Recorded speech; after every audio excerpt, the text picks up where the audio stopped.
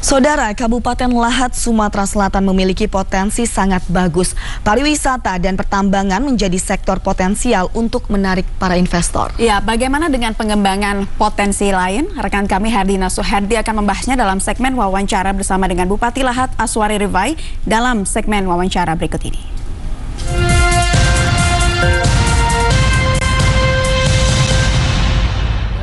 Selamat pagi saudara dan terima kasih teman-teman. Seperti disebutkan tadi, pagi hari ini kita akan berbincang mengenai potensi-potensi di daerah, termasuk salah satunya di Kabupaten Lahat, Sumatera Selatan. Apa saja sebetulnya potensi pariwisata maupun potensi energi serta potensi lainnya yang tersimpan di daerah tersebut, serta kemudian upaya dan strategi apa saja akan dilakukan dan telah dilakukan untuk mengembangkannya lagi. Kita akan berbincang bersama dengan Bupati Lahat, Bapak Aswari Rifai yang sudah bersama kami di studio. Selamat pagi Pak Aswari. Selamat pagi. Ya, terima kasih Pak sudah hadir. Ya. Pak, bicara mengenai potensi di daerah, sebetulnya tentu sangat banyak potensi yang bisa dikembangkan di daerah masing-masing. Termasuk salah satunya di Kabupaten Lahat, Sumatera Selatan. Apa saja sih Pak sebetulnya potensi? Mungkin kita bicara potensi pariwisata dahulu. Apa saja Pak? Jadi sebelumnya saya mengucapkan Dirgahayu Republik Indonesia yang ke-71. Jadi Kabupaten Lahat adalah salah satu kabupaten yang tertua di Sumatera Selatan. Jadi Sumatera Selatan memiliki kurang lebih 17 kabupaten kota. Dan di Lahat ini semestinya memiliki begitu banyak potensi.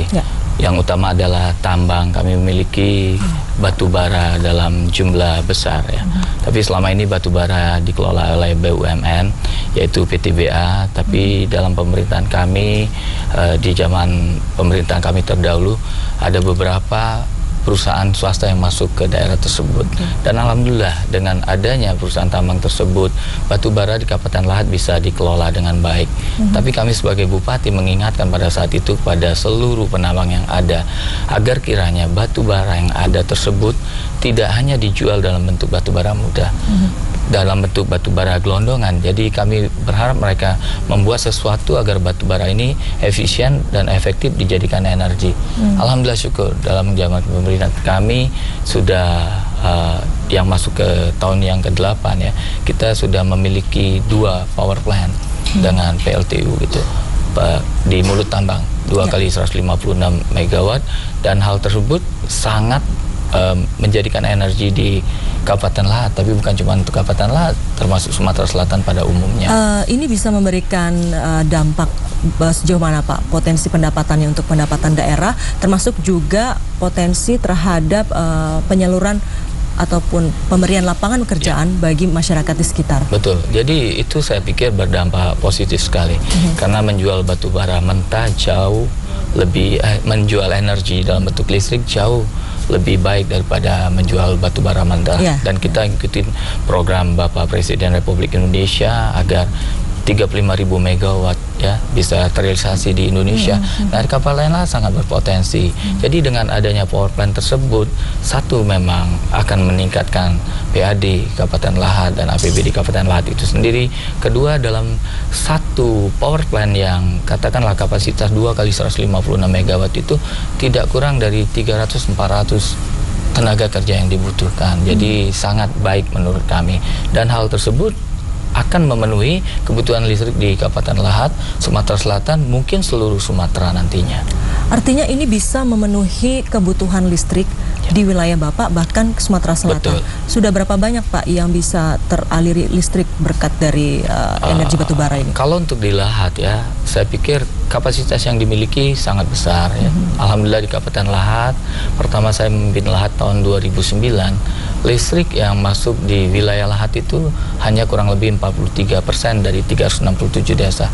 Tapi alhamdulillah sekarang sudah mungkin mencapai 95%. Jadi 2 kalinya Pak ya? Dan itu sudah teraliri listrik. Tapi kita punya problem karena PLN masih memiliki transmisi yang lama gitu. Transmisi yang lama ini mungkin harus diperbaiki dengan mengingat besarnya daya yang dikeluarkan oleh PLTU tersebut. Jadi iya Pak, selama ini salah satu yang menjadi hambatan ataupun kendala bagi para investor untuk masuk ke daerah-daerah itu biasanya adalah rumitnya alur birokrasi dan sebagainya, dan itu juga disadari pemerintah sehingga kemudian melakukan deregulasi misalnya. Apakah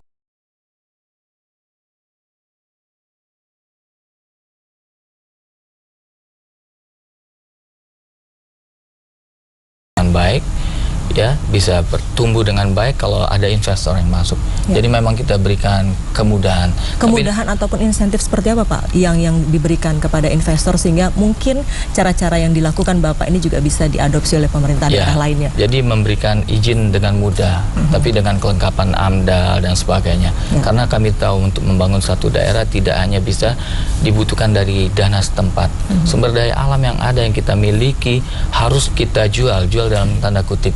Kita mengundang investor, ayo datang ke Lahat, ya bangun Lahat. Nah, alhamdulillah, ya dengan banyaknya investor masuk ke Lahat dengan 2 kali 156 megawatt itu kita invest yang masuk ke Lahat itu kurang lebih sekitar 15 sampai 20 triliun gitu. 15 sampai 20 triliun. Nah, di mana pemerintah daerah memiliki dana sebanyak itu kalau kita tidak mengundang mereka untuk masuk ke kabupaten kita gitu. Baik Pak, Bapak juga kemarin dalam rangka peringatan hari ulang tahun ke-71 kemerdekaan Indonesia mendapatkan bintang jasa ya Pak ya, tanda kehormatan yaitu bintang jasa utama di bidang sosial kemanusiaan. Apa Pak yang sudah Bapak lakukan sehingga kemudian Bapak menerima jadi gini, saya adalah Bupati yang ke-17 karena Lahat adalah salah satu kabupaten kota yang tertua di Sumatera Selatan. Nah, saya adalah yang pertama dipilih oleh masyarakat ya secara langsung. Nah, untuk itu kami meyakini bahwasanya kami sadar bahwasanya kami memang harus berbuat banyak untuk masyarakat. Dalam perjalanan kepemimpinan kami memang kami berada banyak di tengah masyarakat. 80% waktu kami ada di tengah masyarakat. Banyak hal yang kami kerjakan dan hal yang kami kerjakan adalah hal yang mendasar gitu. Yang sederhana.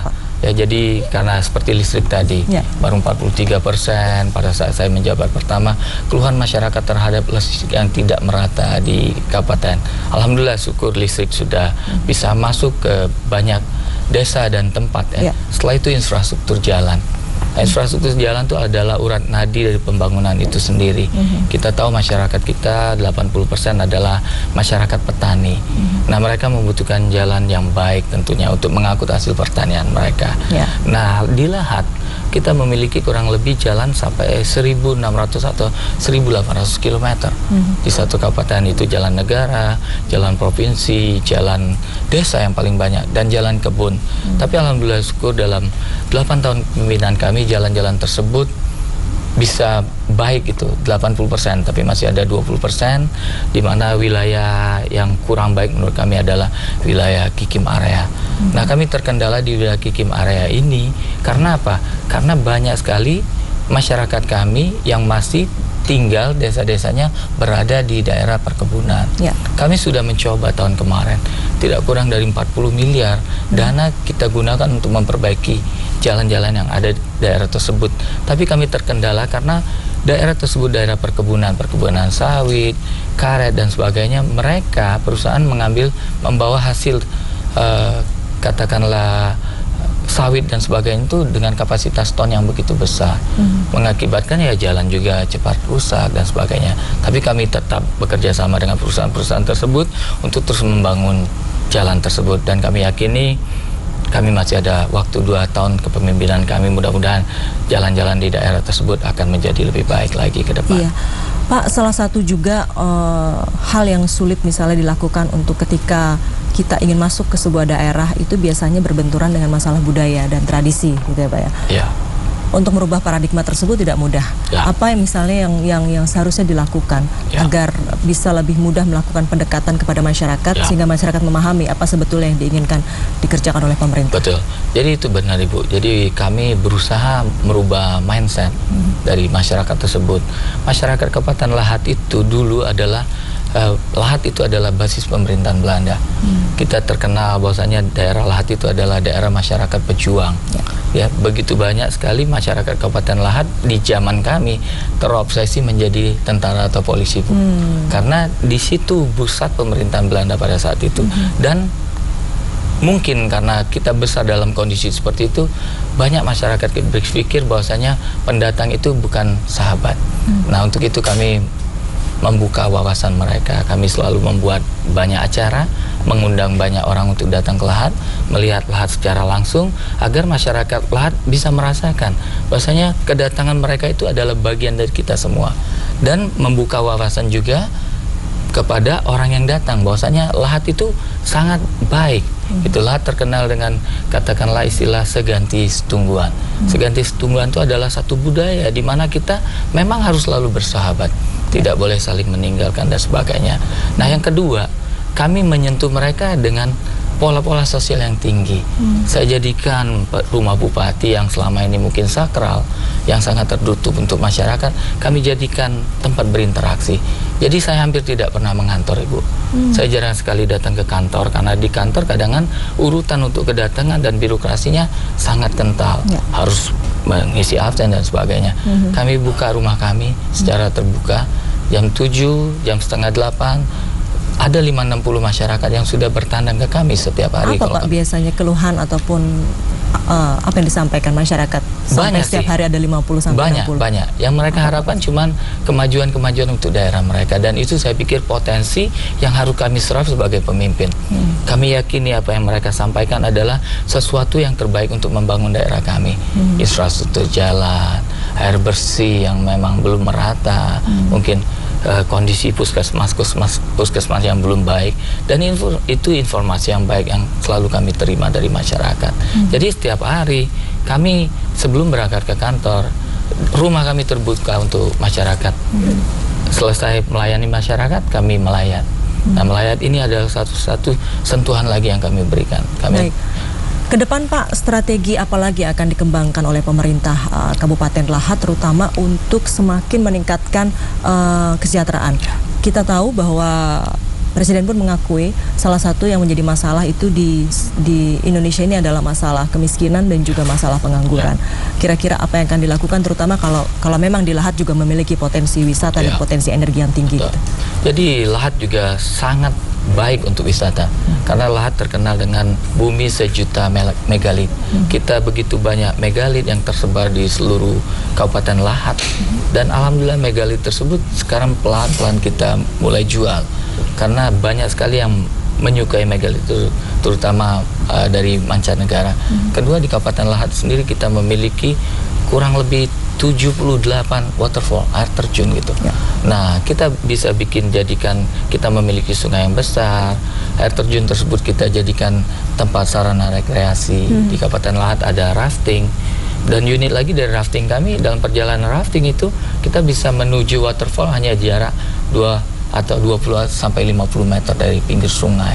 Dan ini itu sudah dimanfaatkan dengan baik ya, dan ini yang akan kita jual ke banyak masyarakat ke depan. Baik, terima kasih Bapak sudah hadir bersama kami, sudah berbincang bersama kami di sini. Mudah-mudahan apa yang Bapak lakukan di daerah Bapak juga menginspirasi kepala daerah lainnya, dan juga menginspirasi terutama pemirsa TVRI yang mungkin ingin berwisata ke Lahat, Sumatera Selatan. Sekali lagi terima kasih Pak. Terima kasih. Ya, dan saudara, kita akan kembali ikuti informasi aktual lainnya di Indonesia Pagi bersama dengan Kamila dan Naila.